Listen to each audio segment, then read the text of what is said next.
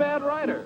You think so? Mm-hmm. Good style, nice imagination. I think he's a very talented man. Well, thank you very much. Oh, it's nothing really. There's room B, room A. Wonder where room E is. How should I know? Are you going to the Waterbury lecture? No, I'm not. Let's find out where she's going. Oh. Excuse me. I'm sorry. Where's the Waterbury lecture, do you know? Aren't you Owen Waterbury? Yes, I am. How do you do? Follow me. Where are you taking us? Room E. Are you a student or a teacher? I'm a student. Oh, advanced or beginner? What do I look like? Well, You look very advanced to me. Oh, Mr. Waterbury, good evening. how do you do, Mr. Kilbride? You're right on time. We almost didn't get here. I was doing his laundry, and we had to wait for it to dry. His underwear is still wet. I brought a friend, Mr. Ronnie Hastings. Oh, how do you do, Mr. Hastings? Hey, let me get you a chair. No, never mind. I'll sit in the bleachers.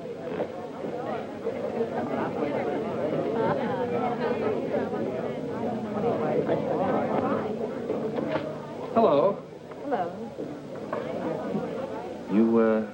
You going to be a writer, too? I hope to be someday. Well, this lecture should help you a great deal. He's a great writer, isn't he? Oh, yes. Of course, he gets most of his ideas from me. Excuse me. Yes? You're sitting in my seat. Oh, I'm terribly sorry. Good evening, Miss Gaylord. Hello, Mr. Scott. Anybody sitting here? Yes, Clarence Henderson. But he's out sick tonight. Well, then why did you make me move? Oh, Clarence and I don't speak. Oh, well... Attention, class. As I promised you, our guest speaker tonight will be none other than Owen Waterbury, author of the new bestseller, Last Year's Love. Mr. Waterbury. Oh, louder, louder. That's enough. I understand that most of you hold all sorts of jobs during the day, and yet you've been studying the technique of writing in the evening. Now you're ready to take your pen in hand and go out and conquer the world. You know, I'm hardly the person to tell you how to write because I don't follow any rules.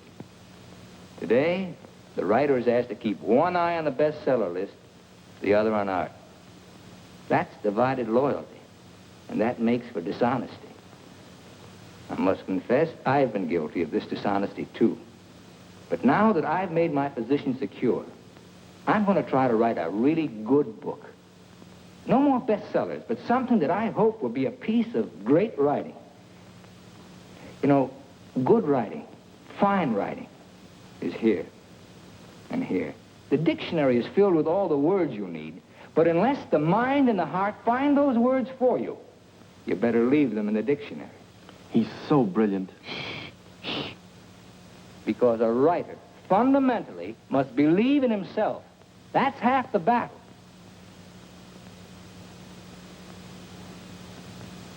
I'd like to interrupt my little talk for a moment to say that I'm going to be in a position to help somebody here in this class. Beginning tomorrow, I'm going to need a secretary. I've already placed the request with the University Placement Bureau, and man or woman, whoever qualifies, will get the job. That's very nice of you, Mr. Waterbury. Well, it's not a big job, but the surroundings will be wholesome. And you'll be able to serve your apprenticeship under someone who's already established. Well, so much for that. I remember when I wrote my first novel. Took a lot of work. I starved, lived in a little back room, all the while consoling myself that I was going to be another poet. So you're really going to work for Owen Waterbury? Well, I was offered the job by his personnel manager. I've heard a lot of weird stories about Owen Waterbury. Oh, you hear weird stories about any famous person. Why, last night his talk was actually inspiring. Steve, do you realize you've been here 5 years? Well, isn't that a little too long for anyone with my ambition? Where does Mr. Waterbury do his work? Well, his personnel manager said in his apartment. Apartment? Well, you can't expect a writer to work in an office, Mr. Harris. I want to write, and I think he can show me how. Who knows? After a year with him, I might even be autographing copies of my own book in one of your bookstores. By taking a course in Owen Waterbury. And getting paid for it at the same time. I'm going to miss you, Steve. Oh, no, you won't. After a week, you won't even know I've gone.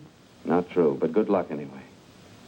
Well, I could make a big speech, but I think you know how I feel about everything. You've been wonderful to me. I understand. Steve, Yes? call me sometime, will you? We'd like to know how you're getting on. I'll call you tonight, after I get the job.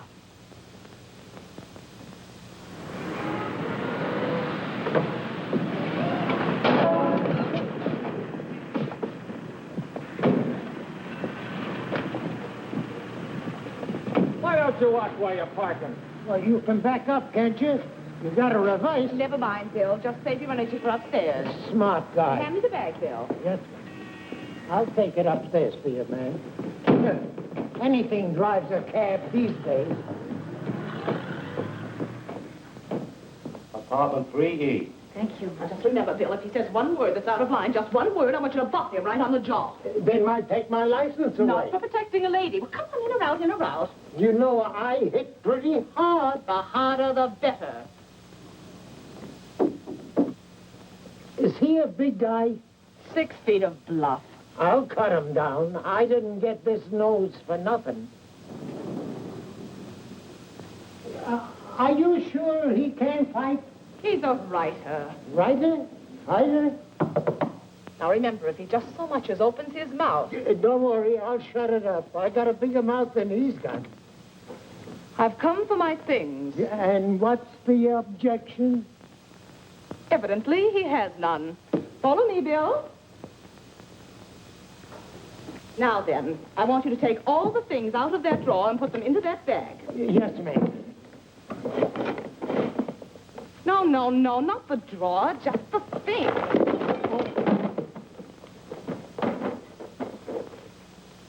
Oh, come in. Come right in. That's right. That's Mr. Waterbury's former secretary. She quit this morning. Won't you sit down? This is my mink. And how? Waterbury gave that to her as a Christmas bonus. My typewriter. Well, that was sort of a New Year's bonus. My aujourd'hui. She brought her own aujourd'hui. My pot. She cooked once in a while. My bourbon. She drank a little. My cigarette box. She smoked, too. My lipstick. Shall we adjourn to the library? Your frankfurters. Goodbye, Mr. Waterbury. Good thing you didn't open your mouth. Thank you. Come along, Bill. Don't bother with your inferiors. And now, miss, what can I do for you? This is your new secretary. Oh, yes, you're from the Kilbride School. Yes, I am. Say, look at that. She knocked over a bottle of ink all over the carpet, and it's going to be hard to get out, too. Oh, would you try cleaning it up, please, Mary? Not me. The landlady says I'm not to clean up any more messes. Just do my regular work and get out of here. Excuse me. Would you like some help? Oh, thank you very much. Say, you're going to work out fine. Here, Ronnie. I'm an expert at this sort of thing. He sure is. He cleans up about 6 of them a month. I'll need a cloth and some rug shampoo. This is the stuff you've been using lately. Here, this is a woman's job. It was a woman who did it. It was an accident. You better not let the landlady see that. She'll add $100 for damages to your rent. That's more than last month. Oh, I got some on my dress. Oh, look, why don't you work on the rug and I'll work on your dress? Why don't you two work on the rug and I'll work on her dress? I'll work on my dress. I'll work on the kitchen. Do you like hot dogs? Occasionally, yes. Fine, we'll have them for lunch. And for dinner, we'll have steak. Lunch? Dinner, what? I haven't even been interviewed yet. What's your name? Stephanie Gaylord. What do your friends call you? Steve. Oh, that settles it. I think she should be hired. How are you in shorthand? 120 words a minute. Do you do laundry? From my own, generally. Well, you're going to have to learn to do silk shirts, 120 a minute. I'll do the cooking. And eating. Do you live here, too? No, I live next door. But he hasn't been there since July. That's because I have no kitchen. Well, we share our kitchen on a cooperative basis. He cooks and he eats. You know, Owen and I went to school together.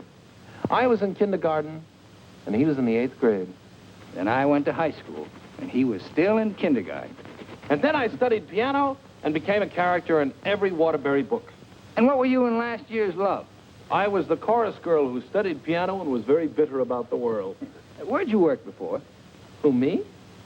I was secretary to Charles Harris. He owns the Harris bookstores all over the country. And how is Mr. Waterbury's latest novel doing? Second only to the Bible. Oh, well, he won't like that. You married, Steve? No, I'm not. Please, Ronnie, I'm not interested in whether or not Miss Gaylord is married. Oh, no. My biscuits are burning. I've had married secretaries before, and, well, their husbands were a little troublesome. They were murder. His working hours are very peculiar.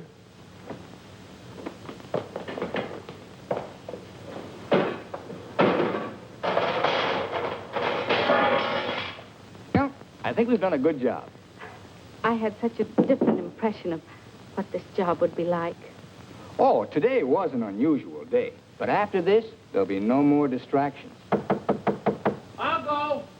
We're going to work in an atmosphere of dignity and culture.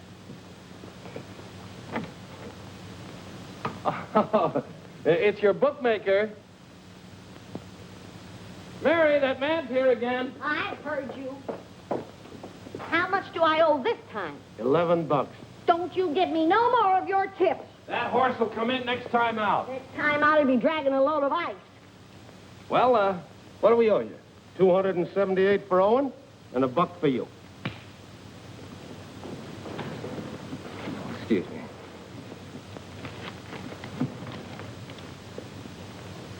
Here you are. I'll have to owe you mine until next week. You want to wager today? Well, I haven't looked them over yet, but I'll give you a call. And no more 50-cent bets. The boss don't like them. Where was I? You were telling me that everything here was dignified and cultural. Oh, yes. Now, Steve, about your other duties. I'll go. Did you just have an interview with my daughter, Mary Hastings, about a secretarial job? Why, yes.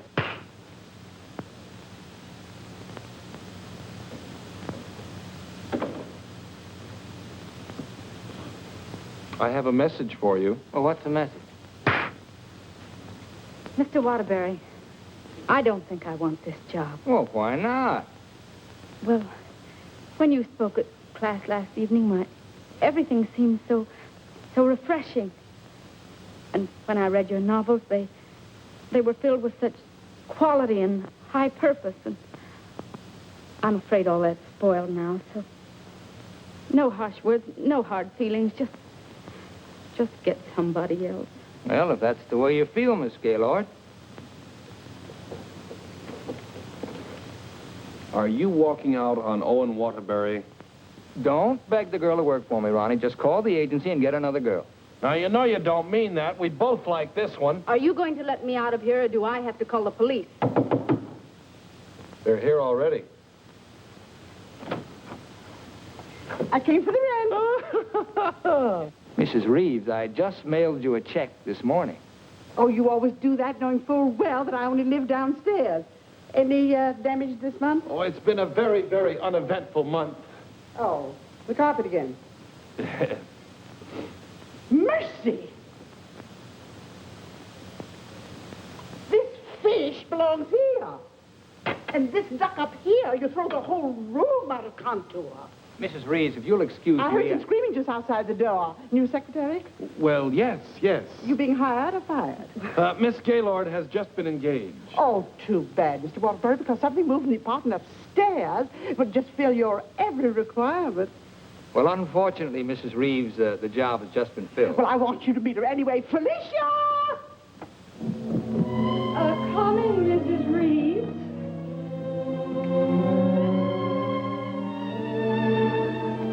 Felicia Adams. I want you to meet the famous Owen Waterbury. How do you do? Him. How do you do? How do you do? Felicia came to California to get into the movies. Now, who does she remind you of?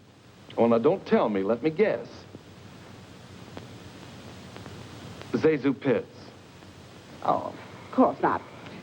Felicia, in addition to being a secretary, is a very good actress, aren't you, dear? Take off your coat and let them see.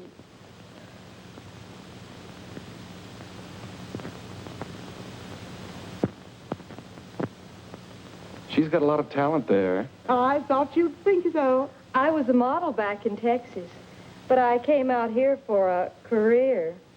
Daddy's financing me. A friend of yours? No, my father. Perhaps Felicia could play the heroine in your next novel when it's made into a movie.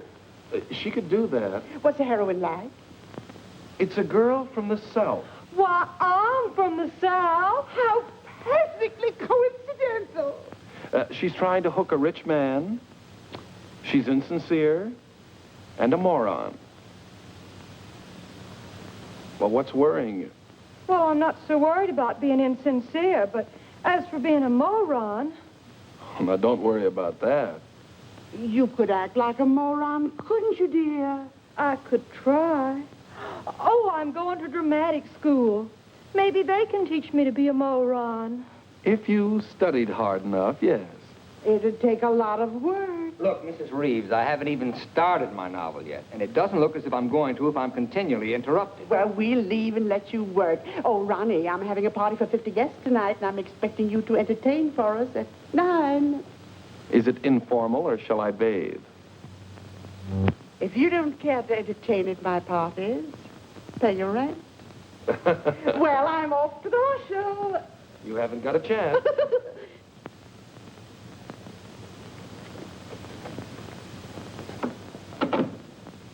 You know, ever since her husband died and left her 7 buildings, she's been a peeping Tom. Now, come on, Steve, let's you and I prepare lunch. Look, I stayed only because I didn't want to cause a scene in front of your landlady, but I'm really leaving now. What an idea. What an idea. Take this down. Come on, take it down. Get your... Well, where's your pad? When you're gonna have a pad, you can't start a job like this without a pad. All right, I'll find a pad for you, but I...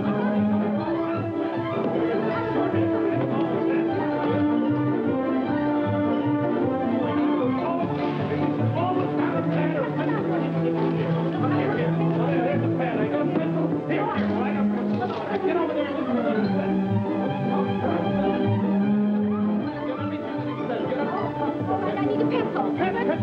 Here, wait, I've got a pencil. Call this notes on my new novel. That's all for now. Tomorrow morning at 10 o'clock.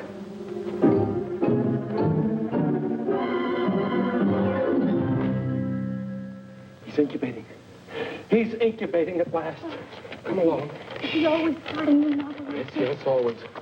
I remember on last year's Love, I was baking a cake. All of a sudden, he called me out, and I had to start taking dictation. And I couldn't go back until he was through dictating. At 3 o'clock in the morning, we sat down to chocolate-covered ashes.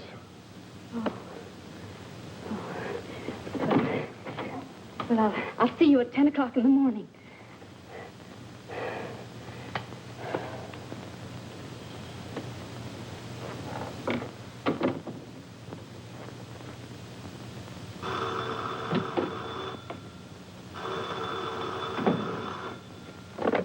Hello? Hello, Steve. I couldn't wait for you to call me, so I'm calling you. How was the job? Well, I have to make an adjustment, you know. It's such an unusual kind of a job. I can imagine. He started his novel today. Oh, interesting story? Well, he didn't get very far into it, but I'm sure it's going to be wonderful. He seemed so excited about it. Look, Steve, let's have dinner one night this week. Well, I'll call you the first night I have free.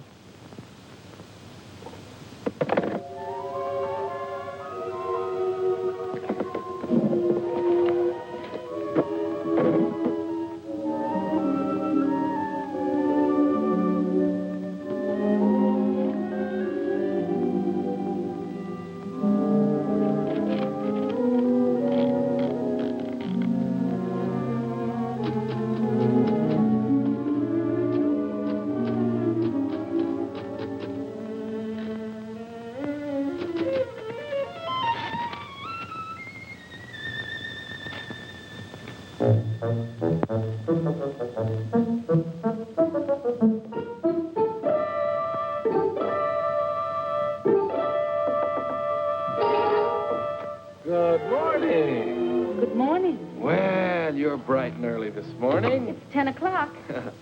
Say, did you ever think how you'd look in mink? Well, I see you've got your pad. Keep your pencil poised. The genius is still dressing. I'm making potato pancakes for luncheon. He's in a sour cream mood today. If you need anything ironed, I'll be in the kitchen ironing. Well, Good morning, Steve. Good morning. Right on time. Let's see, where did I leave off yesterday? Notes on my new novel. Yeah. I'll go.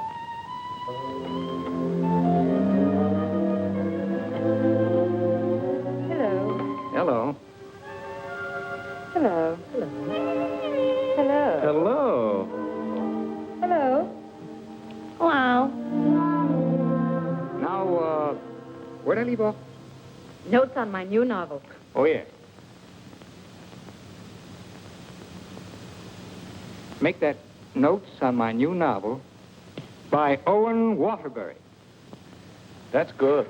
Oh, that's real good. Don't you think that's good? Oh, I like that. Chapter 1, General Introduction of Characters. Chapter 2. Well, I'll do Chapter 2 tomorrow. Chapter a day? That's swell. You sure you're not tired? Miss Gaylord, you stay here and answer the telephone. I'm going to the beach for some salt air. Well, be sure you don't bring any home with you. Right, boy. Let's drive someplace nice, like Santa Barbara. Well, honey, anything you say.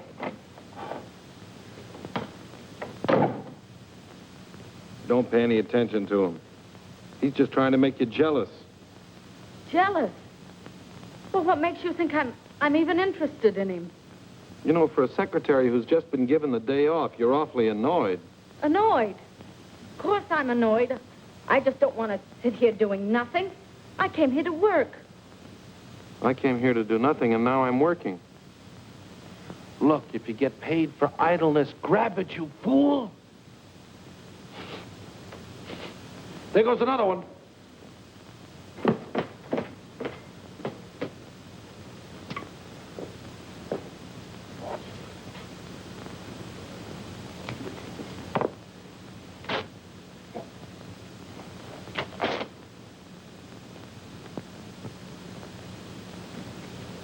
Look, I'd like to ask you a question. Yes?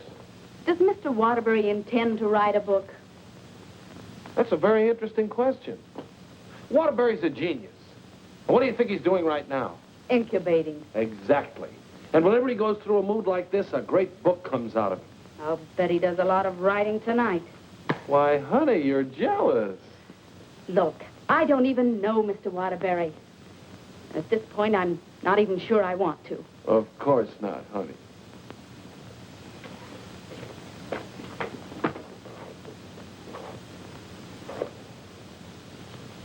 Say, can you tell me what I'm doing wrong? Everything. Here, let me have it. How can you get so many wrinkles in it? Well, he's tried 16 laundries, but he still likes my work best. These are good shirts. We're good shirts. You know, I just thought of something. What? I must be going out of my mind. Why? Well, I went to night school for a whole year to learn to be a writer. And here I am doing a guy's laundry. Oh! It's not done yet.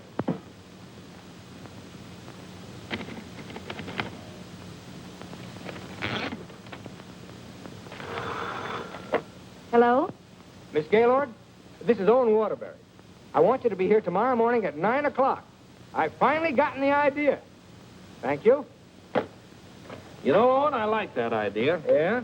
I don't think there's a horse in there that can beat him. Never.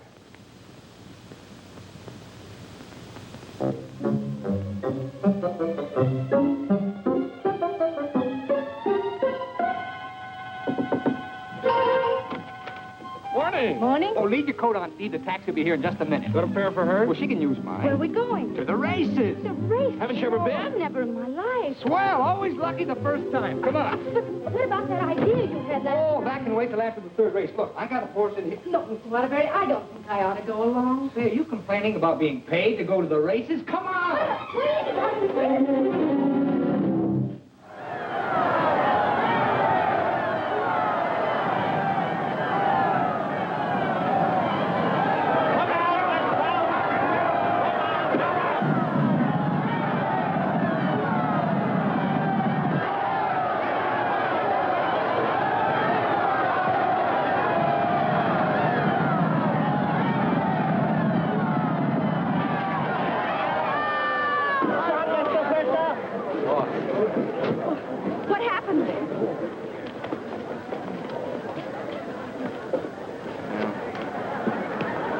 time I take those guys' tips. Well, so far this job has cost me $83.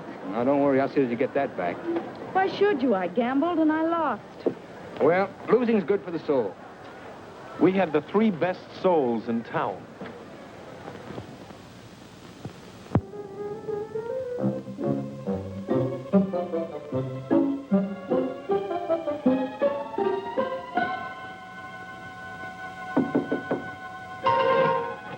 Good morning. Morning. Well, leave your coat on, Steve. The plane leaves in 35 minutes. Plane? Where are you going? Las Vegas and get back your $83. Las Vegas? I can't go to Las Vegas with you. Well, are you objecting to being paid while working? Paid?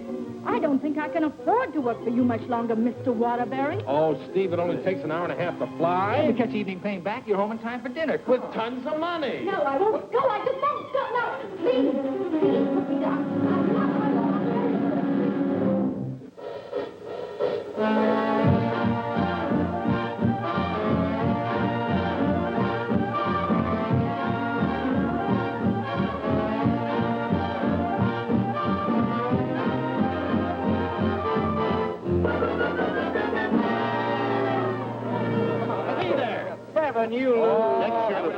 Right here.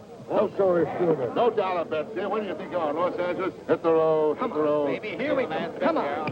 Oh, the easy way.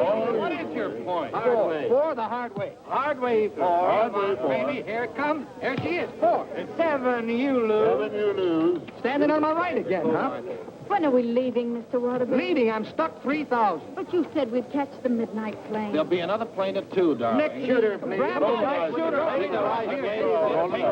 Come on, let's go. I thought working for a writer was going to be so uplifting. Perhaps you lose. Perhaps you lose. See what you did? But I didn't do anything. She didn't mean it. What are you grinning about? I'm betting on Kraft. Everything was going to be so intellectual. Perhaps again. Go back. Are you doing that on purpose? Hey, what did I do? You're doing all right, honey. What's her point? Her point is Kraft. Can't you make anything but craps? I was going to meet only literary people. Perhaps, Nick. You're my dream girl. Never saw that before. Don't make any more craps, understand? I'll tell him when he comes in. Keep your mind on the dice. Put this all on 7. She's got to make this time for once. You know, I'm writing a novel too, Mr. Waterbury. It'll be a honey. A 2 and a 1. Correct. 4 straight. Get out of here. Not goodness. What's wrong? Keep your mind on the dice when you roll them. How dare you speak to me like that? Just for that, you roll your own dice. Correct. Again. Lady darn, Rich. Come on, bring it in. Over here. Come on, lad. Money. Gaylord. Steve, where are you going? I'm going home, and I never want to see you again. You're a fraud, Mr. Waterbury, a cheap, egotistical fraud, and your whole existence is something I want no part of. I'm sorry I even met you because you've spoiled something for me. You've spoiled my impression of Owen Waterbury, the writer. Steve, look, you can't go home alone. I'll take you home. Steve, please sit down, will you? I want to talk to you. Please. Steve, honestly, this gambling, it's an insidious thing. It changes a person. I'm really terribly sorry. Well, then why don't you put a stop to all of this and get down to work? I guess I'm afraid. Afraid of what? I'm afraid I'm not the great writer I started out to be. Instead, I'm just a commercial hack. Oh, no, you're not. Didn't you see how everyone at the university treated you with awe and respect? Why don't you write another love story? I think going backwards. Backwards? Stick to your last. You know the story of the clown who always wanted to play Hamlet? If you keep telling yourself you're a failure, you'll be one. If I try another love story, will you work for me? If you work, I'll work for you. Thank you. I'm poor again. I just switched to 7s.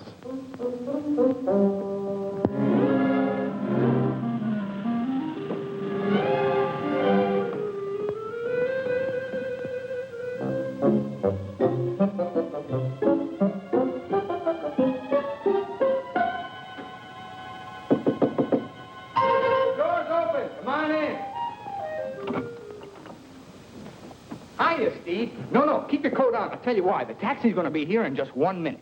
What? Oh, don't worry. We're going to work, but let's do it at the beach house, huh? He's superstitious, honey. He starts all his novels at the beach house. But why the beach house? Did you like last year's Love?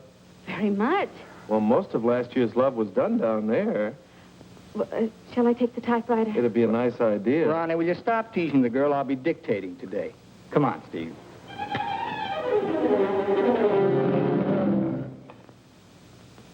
I'll dictate this in outline form, and then I'll polish it up later. Yes, Mr. Waterbury. This is the story of a successful novelist who began to die, morally and spiritually, until a girl came into his life. And then the whole world seemed changed. He'd seen her one night while delivering a lecture to a short story class. There were so many faces looming up in front of him, but he saw only one, hers. Wistful, delicate, exquisitely beautiful. Without her knowledge, he arranged to make her his secretary because in that fleeting moment, in that single instant, he knew he was desperately in love with her. One day, he asked her to go to his beach house and work there because he wanted very much to tell her the way he felt, but he lacked the courage. Mr. Waterbury, Miss Gaylord, when I'm working, I don't like to be disturbed. Sorry. Where was I? He wanted very much to tell her how he felt, but he lacked the courage. Oh, yes. Now here she was, seated before him, tender and fragile as a poem. He had looked around the corner to corner, and there she was. Oh. What's the matter? Oh, I broke my pencil. Here you are. Let's continue. He was tempted to take her up in his arms and sweep her to the summit, but he didn't dare. He knew very little about her, yet there was nothing else he needed to know. As he strode up and down the room dictating, he looked toward a polka dot necktie. What's the matter with you? Nothing. Oh. Where was I? Polka dot necktie. Oh, polka dot necktie. He was impressed by the loveliness of her hair, her soft blue eyes, her delicate mouth. A breathing, living thing that made him exalted and inspired. He wanted to take her in his arms and smother her with kisses and drown himself in the beauty of her soul, but he was a coward. How do you like it? It has possibilities. Suddenly he threw caution to the winds. Leaned over and kissed her. She melted in his arms and offered no resistance. Wordlessly, they held one another in silent embrace. Whoops! You've got the wrong girl, Mr. Waterbury. I'm really leaving you this time, and don't you ever try and get in touch with me again. I don't even want my salary check. You can save it for the next victim. And if I ever see one of your books again, I'll burn it!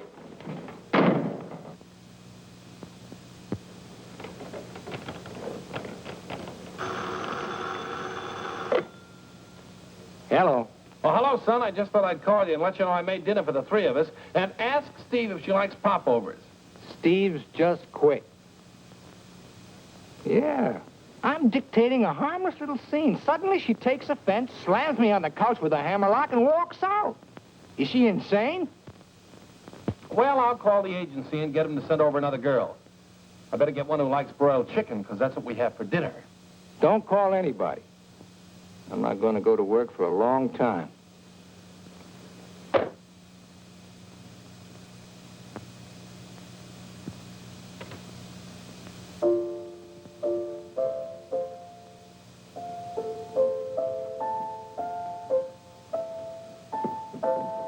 Come on, will you get out of here so I can wash these keys? I'm composing. Composing? I haven't heard a good song out of you yet. That's it. Give me that again. Thank you very much.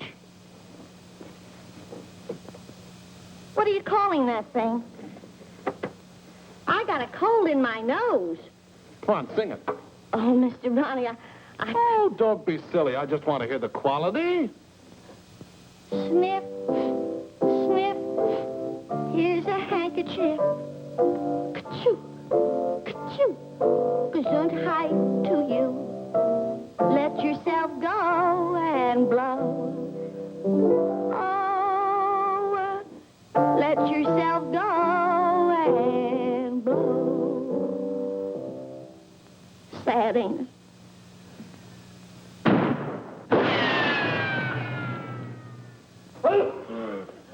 I have to have some water. Some water. Water in the kitchen. Well, I can't go in there. The place is on fire. Here, this will do it. Oh. You and your cooking. You and your popovers, they don't pop, they explode. Call the fire department. The fire department, they just put water over everything. I can't. Oh.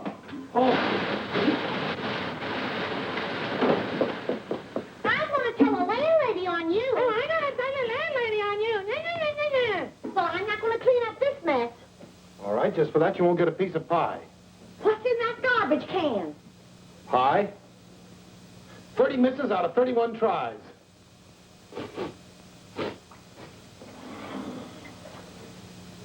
$31 misses. Well, at least the roast chicken's safe. What's that? Roast chicken? How can you pour roast chicken? Well, I had to roast it in the pressure cooker. It melted a little. Oh, he'll have his dinner out tonight. Well, so am I. You don't think I'm going to eat this horrible mess, do you? Hi, Owen. Hi. He has a nice roast chicken for you, Mr. Waterbury. Give him a glassful. Mr. Waterbury, I think it's my duty as your servant to tell you what just happened in the kitchen. Oh, now, Mary, why don't you go home? Mr. Ronley set fire to the kitchen. I don't care if he sets fire to the whole apartment. You see, Tattletale? A lot of good it did you. I'm going to tell the landlady on you, and you too.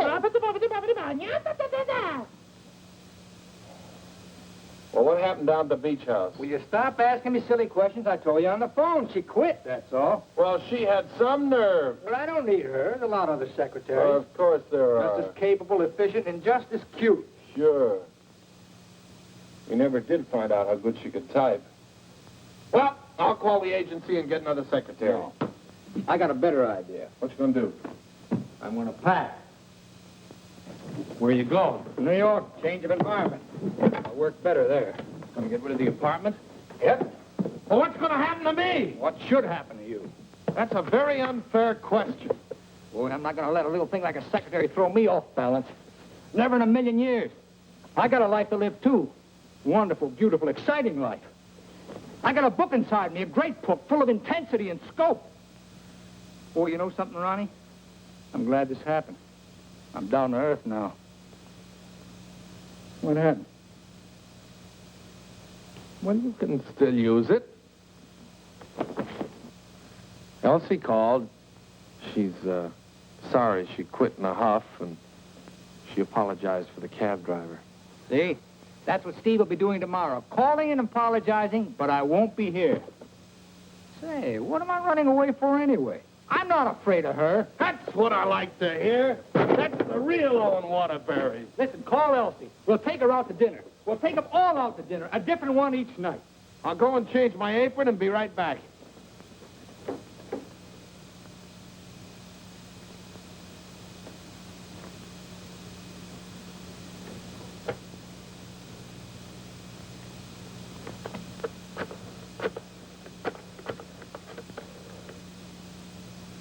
Bryan Detective Agency? This is Owen Waterbury. Yeah. Look, I want you to shadow a girl for me. Stephanie Gaylord. Now, let's all try to have a good time tonight, okay? I'm willing. Are you, Ronnie? I'm willing. Good evening, Mr. Waterbury. Hello, Francois. Here, why here? I like it here. You've always hated the Ridgely room. He's joking. I'm not joking. You've always hated it, hasn't he, Elsie? I thought so. I've always hated it. Mr. Waterbury, there's a gentleman here to see you. Gentlemen? Oh, yes. Ronnie, will you take Elsie to a table, and I'll join you in just a minute, huh? All right, but don't leave us. Don't stick Elsie with the check again. Antonio, table 3. Table 3. Where is he? Alcove 2. Good evening. Is that the gentleman? Yes, sir. Hello. Did you send me that message? Yes. Bryan Detective Agency. Devon is the name. Well, how'd you find her so fast? That's my job. There she is, right over there, with a man. Who's the man? I don't know. Do you want me to find out? Of course I do. All right, I'll start shadowing both him and her. I want you to find out everything you can about her. I think she's in love with him. She your wife? No, my secretary. I get you. Look, I want nobody to know about this. Don't worry. The way I operate, even you won't know about it. Can you check a pass for me? It'll be expensive. Well, why? The unknown quantity. We've just finished checking on a girl. Took us a year to get her pass caught up with her present. Do a good job. I will. Take care of my check. Beth? Yes, give me a pack, please.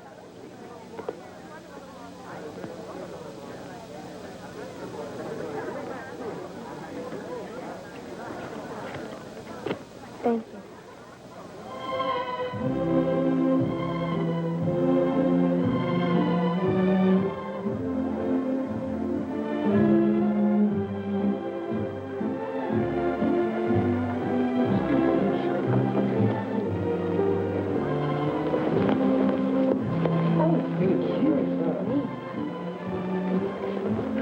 Oh, excuse...